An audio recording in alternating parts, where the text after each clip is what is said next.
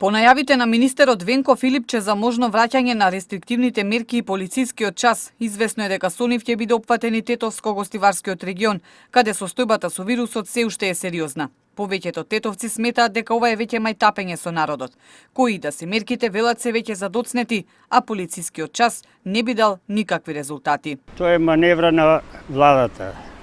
Значи, тогаш неубаво се лови во матно. Се што се сака се прави. Значи нема, никој не може ни да пререше, ни да одреше. Тоа е работава. Ја мислам нема да даде никаков ефект. Пошто ако е 24 часа, ќе може нешто, ама ова по кратко време никако. Доцна е више, треба друго да се преземе нешто. Толку. Мислите нема да има ефект полицискиот час? Па, и така не го почитуваат многу него. Не седат сите дома, излагаат, шетаат и тоа е се. Не бе, какви полицисти се, не треба, што ни треба. За нас овде џабе све, треба сами да си го имамо редот, сами да го водиме.